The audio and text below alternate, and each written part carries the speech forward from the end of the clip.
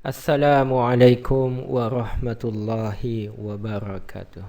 Alhamdulillah, Alhamdulillah, Alhamdulillah.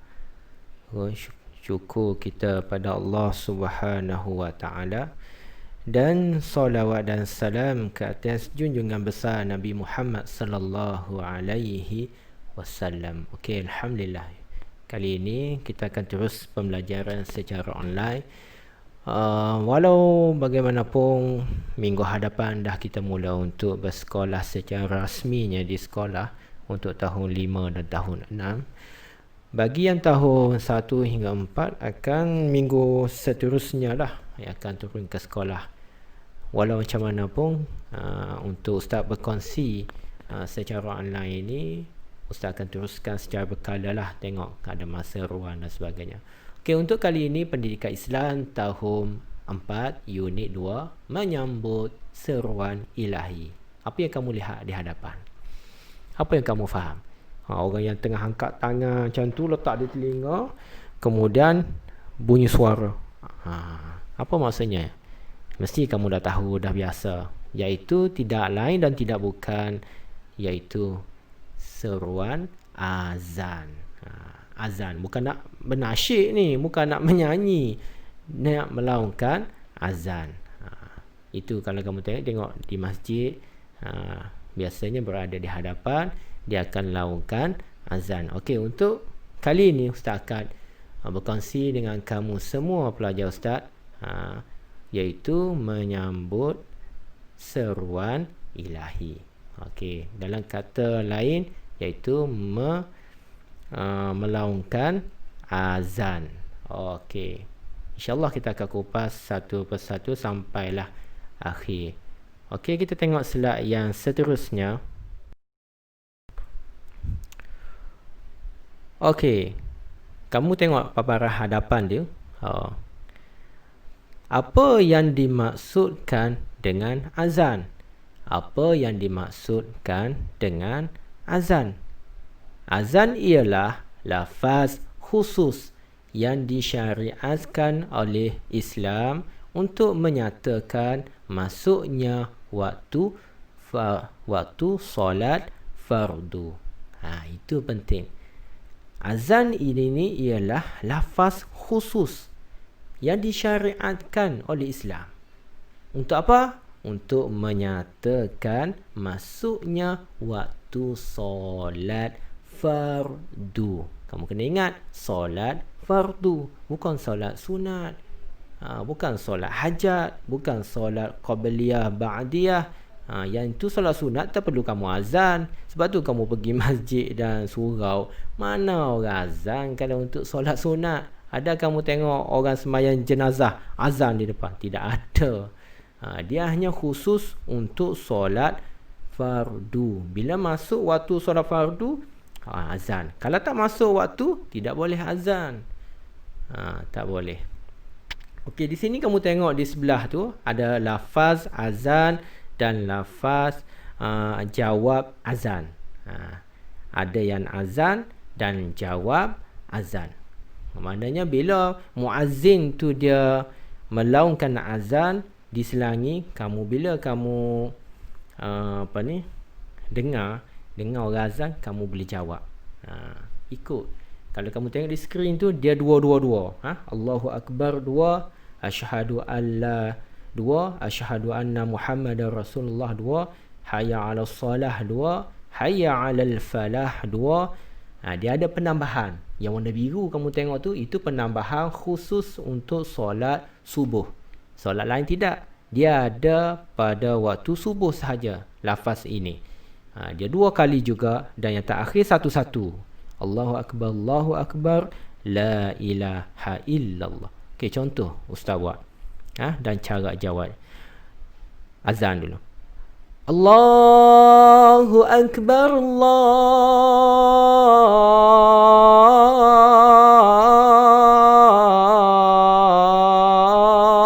Akbar.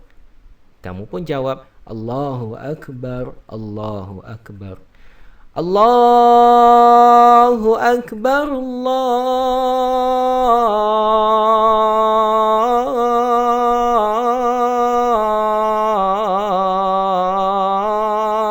Akbar.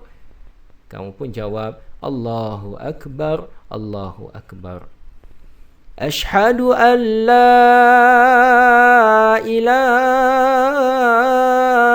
illallah.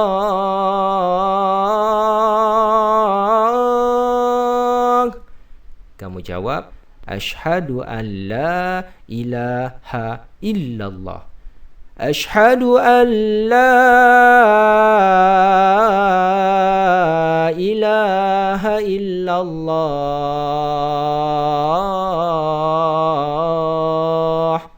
Kamu pun jawab Ashhadu an la ilaha illallah. Ashhadu anna Muhammadar Rasulullah. Kamu pun jawab Ashhadu anna Muhammadar Rasulullah. Ashhadu anna Muhammadar Rasulullah. Kamu pun jawab Ashhadu anna Muhammadar Rasulullah. Hayya 'alas salah.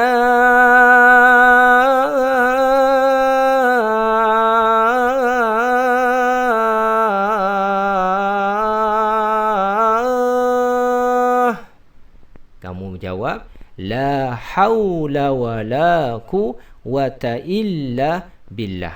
Dia sama. Kalau kamu tengok yang ini ada 4. Dia bermula daripada hayya 'alas salah sampailah hayya 'alal falah. Bila muazzin tu dia laungkan azan hayya 'alas salah, kamu jawab la haula wala quwwata illa billahi. Hayya 'alas salah.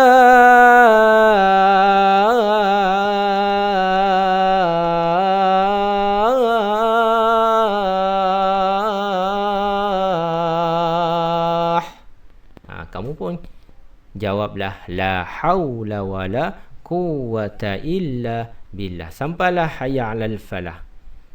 Kemudian ada lafaz tambahan untuk solat fardu subuh.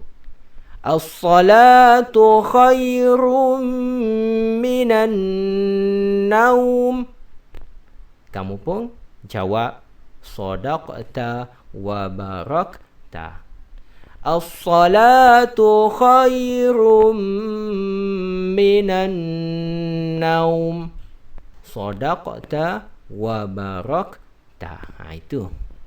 Ini untuk penambahan solat fardu subuh. Itu jawabnya. Kemudian sambung Allahu Akbar, Allahu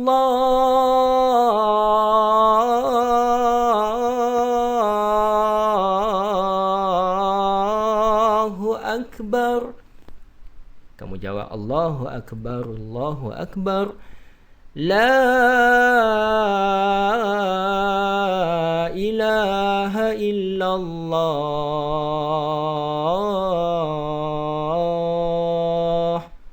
Kamu pun jawab la ilaha illallah. Itu settle. Bila muazzin azan, kamu balas.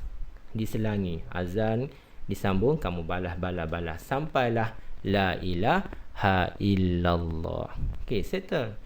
Perlu kamu sentiasa ulang.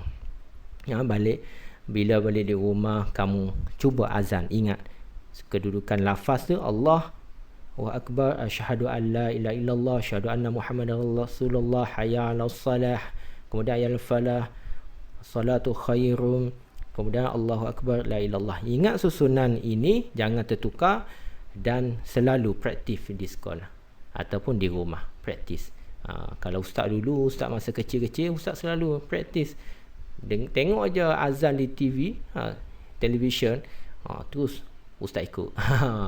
Ikut, tak belajar mana-mana pun, ikut aja di TV. Dulu tidak ada main internet, buka YouTube dan sebagainya zaman ustaz dulu.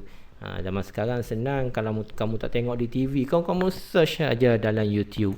Azan macam-macam keluar. Azan Mesir, azan Indonesia, azan Malaysia, azan Brunei, macam-macam kamu boleh dengar, kamu boleh belajar. Okey, apa yang dimaksudkan dengan iqamah tadi, dengan apa yang dimaksudkan dengan azan? Yang ini apa yang dimaksudkan dengan iqamah?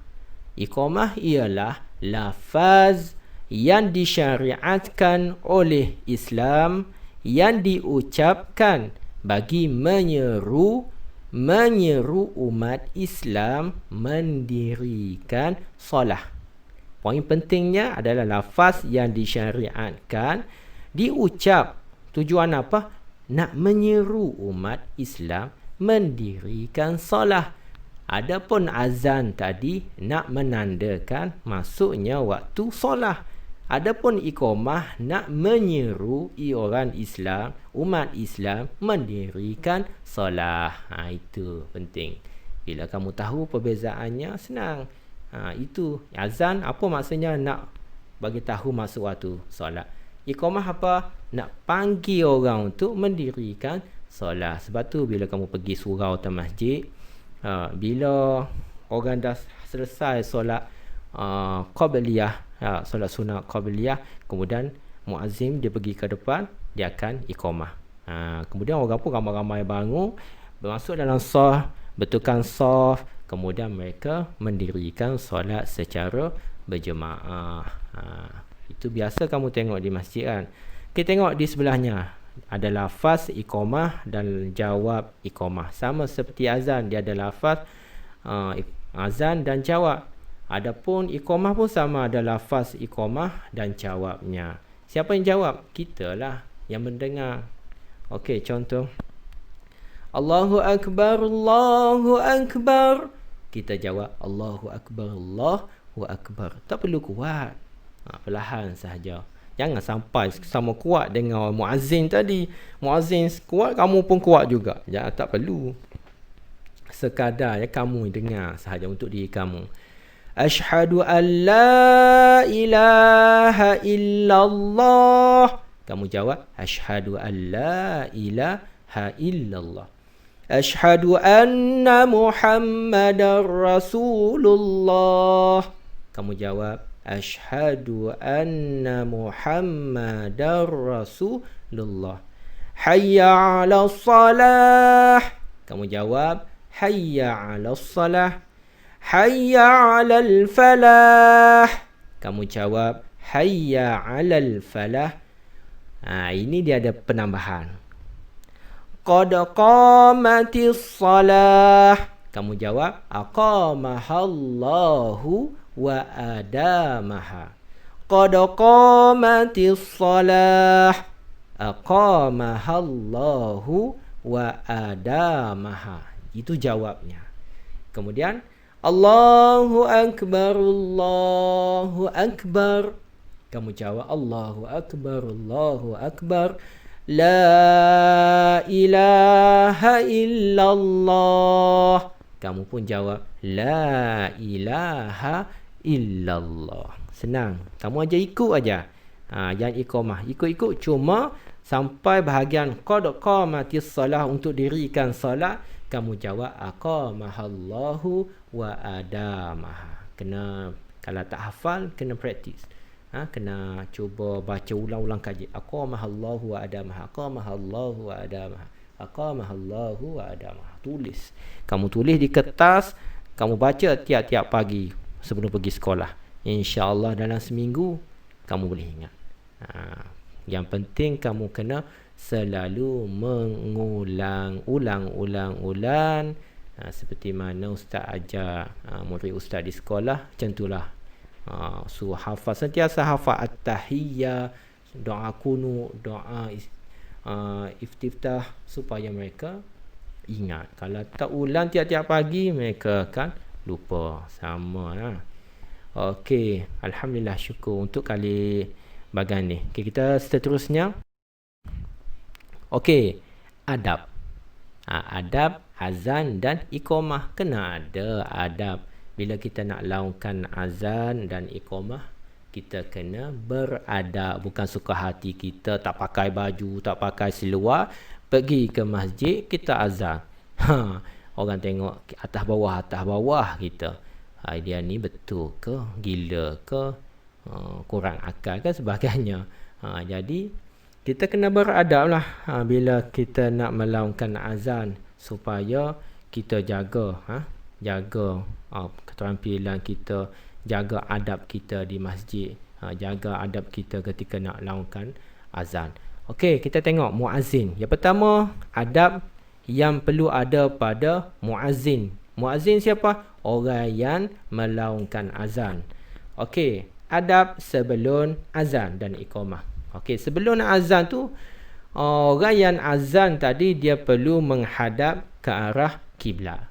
Dia pergi ke hadapan masjid, bahagian depan sekali di masjid. Biasa di situlah ada mic pembesar suara. Dia hadap dada dia, muka dia ke arah kiblat, dan dia bersedia untuk melaungkan azan. Mana ada orang azan sebelah kiri, sebelah kanan? Mana ada orang azan sebelah belakang? Pernah kamu pergi masjid? Bila kamu duduk dalam masjid, kamu tengok muazzin tadi dia menghadap ke arah kamu, dia azan. Tak ada. Kalau ada pun nak bagi tahu notis masjid saja. Untuk azan biasa kita tengok dia menghadap ke arah kiblat. Itu adabnya. Kecuali kamu ada masalah, tak boleh menghadap kiblat, ada masalah sebagainya, tak ada masalah lah pada masa tu. Okey, yang kedua, mestilah suci daripada hadas kecil dan hadas besar. Kalau ada hadas kecil masa kamu azan, sah tak? Tetap sah azan kamu. Cuma sebelum kamu nak azan tadi, kamu sucilah dahulu. Kalau kamu kencing, pergi basuh, pergi berwuduk. Kalau hadas besar, bersihkan najis dahulu, kemudian berwuduk. Macam tu. Kalau contohnya kamu azan, sambil-sambil kamu azan, Allahu Akbar, tiba-tiba bunyi, kamu gentung ketika azan. Derah pula bunyi, sama bunyi kat di sound tu, pembesar suara, habislah kamu nanti. Macam mana azan kamu? Teruskan azan, jangan berhenti. Kentut pun jangan sampai bunyi kuat. Azan je, sampai habis kamu azan, pergi ambil wuduk dan terus menunaikan solat sunat ke, ataupun lepas tu solat fardu. Okey, teruskan. Okey, yang ketiga, berdiri. Okey, sunat kamu berdiri masa nak azan. Kecuali kamu ada masalah fizikal, kamu ada masyakkah ataupun sesuatu yang menghalang kamu daripada kamu boleh berdiri lama. Kamu ada masalah kaki ke, tak boleh berdiri dengan lama, ataupun lumpuh ke dan sebagainya lah. Yang itu tak ada masalah, boleh kamu duduk. Bagi yang berkemampuan, berdirilah ketika nak melaungkan azan. Okey, adab semasa melaungkan azan. Tadi sebelum. Okey, ketika kamu nak laungkan azan, apa adab yang perlu kamu buat ketika kamu jadi muazzin atau iqamah? Okey, yang pertama, memalingkan muka ke arah kanan pada lafaz hayya 'alas salah dan ke kiri pada lafaz hayya 'alal falah. Okey, bila kamu azan sampai satu tempat, kamu sebut hayya 'alas salah, muka kamu toleh ataupun palingkan ke arah kanan sambil kamu lafaz. Kemudian Ustaz nak tunjuk pun tak nampak. Okey, kemudian sampai lafaz hayya 'alal falah, kamu palingkan muka kamu ke arah kiri. Ustaz, saya tak boleh paling. Tak ada masalah. Tetap sah azan kamu. Cuma ini adab. Okey, yang kedua, menyebut kalimah azan dengan tenang. Bila kamu laungkan azan dengan tenang. Kadang-kadang kita berlari-lari nak azan ni, berlari-lari ke masjid. Bila buka switch, bila kita nak laungkan azan, suara kita sesak. Macam lelah. Sampai kamu azan pun Allah, sesak nafas macam tu. Maknanya nafas kamu tak tenang. Nafas kamu pendek. Jadi perlu bertenang dulu, barulah kamu lafazkan laungan azan tadi dengan keadaan tenang. Macam tu. Kalau tak, ikut kemampuan kamu lah. Kalau nafas kamu tu panjang, boleh kamu lah panjangkan azan kamu. Kalau nafas kita ni pendek, tersekat, kita buat sekadar yang kemampuan. Pendek tak ada masalah. Yang penting orang tahu masuk waktu solat. Kalau pendek, contoh Allahu Akbar, Allahu Akbar. Boleh pendek. Nak panjang-panjang itu mengikut kemampuan masing-masing. Jangan menyusahkan diri. Yang penting kita lau azan kuat, orang tahu dan jelas. Okey, yang ketiga, taswibu menyebut as-salatu khairum minan naum. Ini penambahan yang ditambah pada lafaz azan waktu solat fardu subuh sahaja. Waktu subuh sahaja dilafaz ni lafaz kalimah ini. Untuk waktu zuhur, asar, maghrib, isyak tidak ada lafaz tambahan ini. Okey. Diulang sebanyak 2 kali pada waktu subuh tu. As-salatu khairum minan naum. As-salatu khairum minan naum. 2 kali. Yang keempat, tarji' menyebut kalimah asyhadu an la ilaha illallah dan asyhadu anna Muhammadar Rasulullah secara perlahan sebelum melaungkannya. Maknanya sebelum dia nak laung secara kuat tu, dia baca dulu. Dia baca secara perlahan. Contohnya, asyhadu an la ilaha illallah. Asyhadu an la. Macam tu. Dia kata ulang. Bacaan tu perlahan dulu. Kemudian baru dia laungkan secara kuat. Sama juga asyhadu anna Muhammadar Rasulullah secara perlahan dulu, kemudian dia kuat. Okey, itu adalah adab semasa azan dan iqamah. Okey, adab selepas azan dan iqamah. Apa yang perlu dibuat selepas azan? Yang pertama, mestilah kita beradabnya kita berselawat ke atas Nabi. Bukan kita sambung la ilaha illallah Allahumma salli. Tak. Kita secara perlahan aja. Perlahan saja kita berselawat ke atas Nabi. Allahumma salli ala sayyidina Muhammad wa ala ali sayyidina Muhammad. Kemudian kita berdoa. Kita berdoalah lepas azan. Kalau tak berdoa, tak ada masalah. Kalau kita berdoa, beradab dan dapat pahala. Simple saja. Okey, seterusnya kita tengok slide seterusnya. Okey. Adab bagi orang yang mendengar azan dan iqamah. Tadi adab untuk muazzin, orang yang nak azan. Ini adab orang yang mendengar azan pula. Apa yang dia perlu buat bila dia dengar azan dan iqamah? Seperti kamulah, kamu pergi masjid, kamu dengar orang azan, apa adab untuk kamu?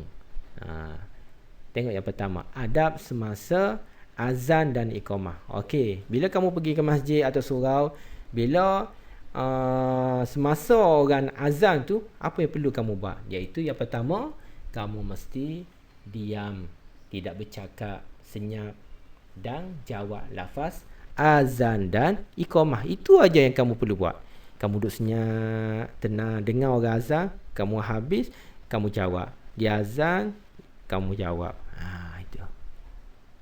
Itu je perlu kamu buat. Itu adab. Bukannya kamu bermain telefon, kamu bercakap, orang tengah azan, kamu bercakap. Itu tidak beradab. Okey, yang kedua, menjawab lafaz qad qamatis salatu, qad qamatis salah dengan kamu jawab aqamahallahu wa adamaha. Ini untuk yang iqamah, yang lafaz iqamah tadi. Bila muazzin lafaz qad qamatis salah, kamu pun jawab aqamahallahu wa adamaha ketika iqamah. Okey. Adab selepas azan. Apa yang perlu kamu buat bila kamu dah dengar orang dah azan dah habis? Kamu perlu berdoa. Bila orang dah azan habis, iqamah dah habis, kamu pun berdoa lah, angkat tangan. Okey, tengok doa sebelah tu. Sebelah ni, yang warna biru ni. Okey, doa selepas azan. Allahumma rabba hazihi da'wati tammah wassalatil qa'imah ati muhammadanil wasilata wal fadilah wab'ashu maqaman mahmudanil ladzi wa'adtah. Kamu kena sebut betul-betul ni, Muhammadanil wasilah, dan satu lagi mahmudanil ladzi. Tak boleh mahmudan ataupun Muhammadan. Dia kena buang satu baris dan tambah nun berbaris di bawah. Okey, nanti kamu tanyalah cikgu kamu, ustazah kamu secara lebih detail dalam ilmu tajwid. Okey, seterusnya. Okey, mungkin yang terakhir, slide yang terakhir, iaitu kepentingan azan dan iqamah. Apa kepentingan azan dan iqamah ini kepada kita? Okey, di situ dia ada dua. Satu, kepentingan kepada agama, dan yang kedua, kepentingan untuk masyarakat. Okey, untuk kepentingan azan dan iqamah pada agama, yang pertama, dia menggambarkan syiar Islam. Bila di azan di masjid, di surau, di musalla, tempat-tempat orang mendirikan solat, syiar itu nampak. Nampak kata gah.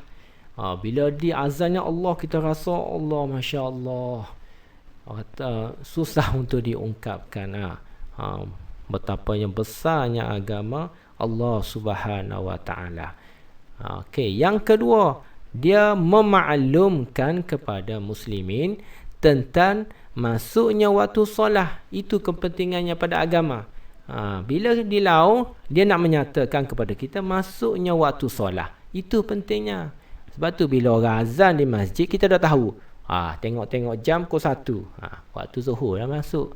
Jadi kita perlu apa? Pergi masjid, surau ataupun sembahyang di rumah. Yang penting kita kena tunaikan solat. Kalau kita berada waktu 8 tidak ada masalah, pergi ke masjid dan surau. Kalau kita tersempit bekerja di tempat kerja, sembahyang di tempat kerja, tak ada masalah. Okey, yang ketiga, apa kepentingannya? Iaitu seruan untuk muslimin segera solat berjemaah di masjid atau di surau. Seperti Ustaz bagi tahu tadi, bila dilaung azan di masjid, di surau, di musalla, maksudnya dia nak mengajak kita supaya kita pergi solat berjemaah. Solat berjemaah di masjid ataupun di surau. Okay, yang keempat, mendapat pahala bagi muazzin dan orang yang menjawab azan. Itu kepentingannya, pahala. Orang yang azan dapat pahala, kita yang menjawab pun dapat pahala. Besar pahala orang yang muazzin, orang yang melaungkan azan. Kamu tahu, kalau kamu tahu hakikat sebenarnya, sebab itu besar. Kamu tengok Bilal bin Rabah pun dimulia. Bila dia dulu Islam, dia jadi seorang yang muazzin. Betapa mulianya di sisi Allah Subhanahu Wa Taala.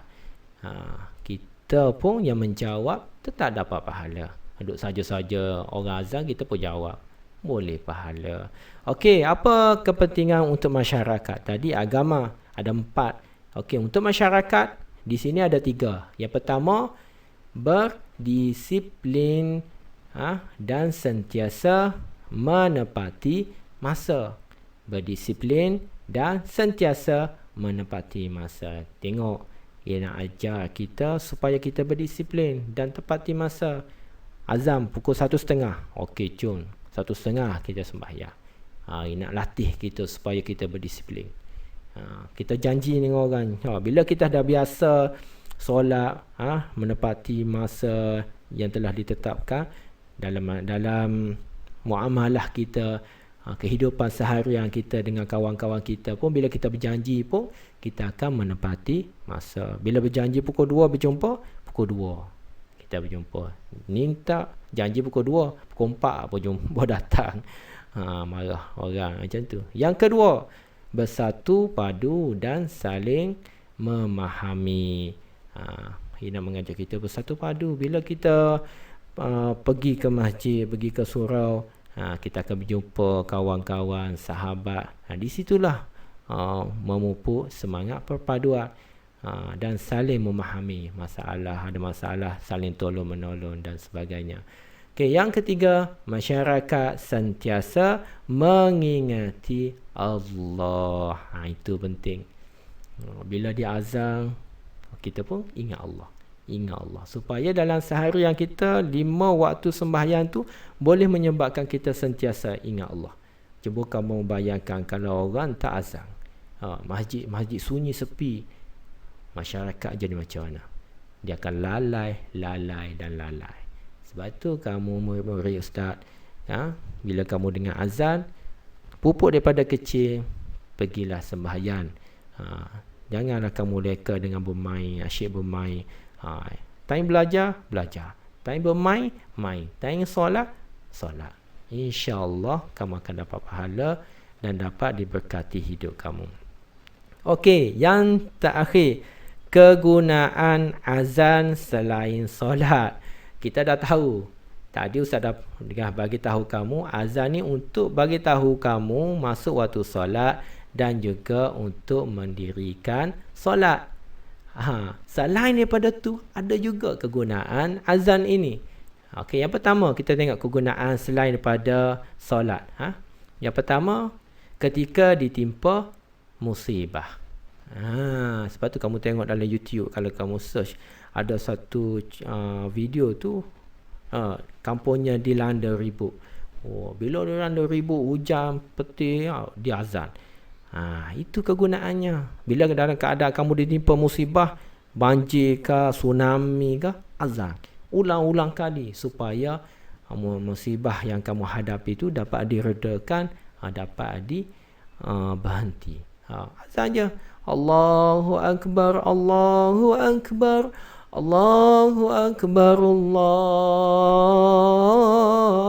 Akbar. Ulang-ulang sampailah bencana itu berhenti. Okey, yang kedua, menyambut kelahiran anak. Okey, ia salah satu juga kegunaan azan. Bila ada kelahiran baru, maka disunatkan kita azan. Bagi lelaki, dia azan di telinga sebelah kanan. Bagi perempuan, disunatkan iqamah bahagian telinga kiri.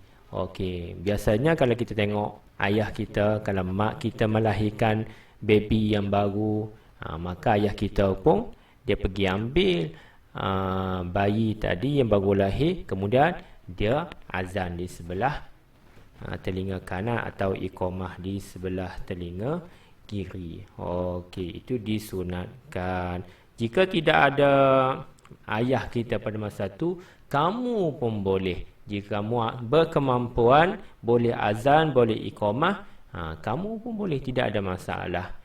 Okey, yang ketiga, iaitu meredakan ketakutan. Maknanya dalam kita keadaan takut, tersangat, kita boleh azan supaya apa? Supaya hati kita dapat meredakan rasa takut. Bila kita ditimpa sesuatu musibah ataupun ditimpa sesuatu yang tersempit, maka dengan cara azan boleh meredakan ketakutan kita dengan izin Allah Subhanahu wa ta'ala.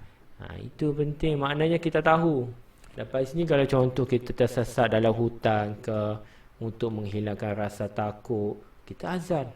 Azan supaya kita dapat meredakan rasa takut dalam hati. Tapi kena tengok situasi. Contohnya kamu dalam mengambil ujian, menduduki exam dalam dewan peperiksaan, tiba-tiba kamu rasa gebentar, rasa takut nak jawab soalan UPSR, contoh. Tiba-tiba kamu pun ingat, ustaz kata bila kita dalam keadaan takut, kita azan. Oh, kemudian kamu azan di tengah-tengah dewan peperiksaan tu. Jangan. Tengok keadaan juga. Kalau kamu azan pada masa tu, confirm kamu sama ada dihalau ataupun direhatkan sebentar. Jadi tengok situasi juga. Okey, yang keempat, sebelum memulakan musafir. Apa itu musafir? Iaitu perjalanan daripada satu tempat ke satu tempat.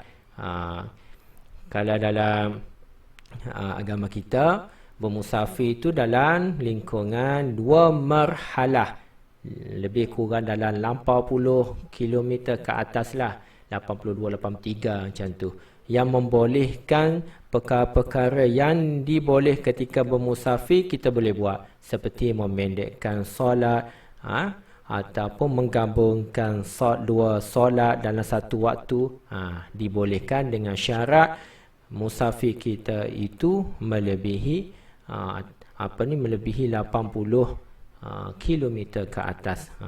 Kalau tengok ada yang 82, ada yang 83. Maknanya nak paling bagus 80 85 km macam tu. Menyamai 2 marhalah. Okey, maknanya bila kita nak bermula memusafir, kita pun laungkan azan, tak perlu laung kuat. Di rumah tu kita laungkan sekadar kita sahaja dengar. Okey, dah kamu azan, bolehlah kamu teruskan perjalanan kamu ke sesuatu tempat yang kamu tuju. Okey, itu semua adalah kegunaan yang diajar dalam buku teks kamu. Selain daripada azan untuk mengajar orang mendirikan salat dan juga menandakan masuk waktu solat fardu. Okey. Alhamdulillah, maka berakhirlah untuk perkongsian kita pada kali ini. Moga-moga apa yang Ustaz sampaikan kepada kamu dan Ustaz dapat manfaat dan kita dapat hayati, dan yang paling penting adalah mengamalkan dalam kehidupan kita seharian.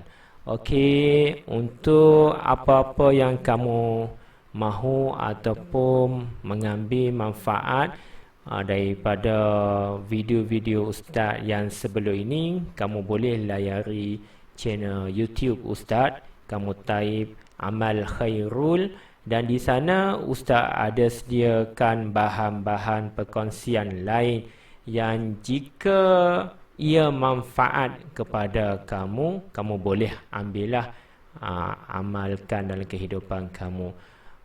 Dan jangan lupa kamu support Ustaz dengan cara kamu pergi ke YouTube, kamu like, komen dan subscribe channel Ustaz. Moga-moga dengan channel Ustaz ini dapat lebih maju ke hadapan dan banyak Ustaz boleh kongsikan dengan kamu bahan-bahan di masa akan datang. InsyaAllah Ustaz akan sentiasa update apa saja bahan-bahan Ustaz rasa dapat Ustaz kongsikan dengan kamu. InsyaAllah Ustaz akan update dari semasa ke semasa.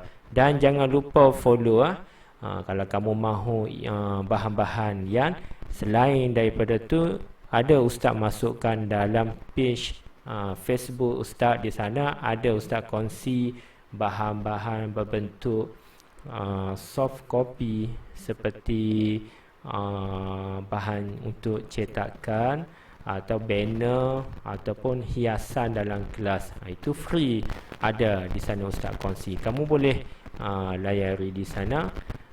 InsyaAllah Ustaz sudahi untuk kali ini dengan Assalamualaikum warahmatullahi wabarakatuh.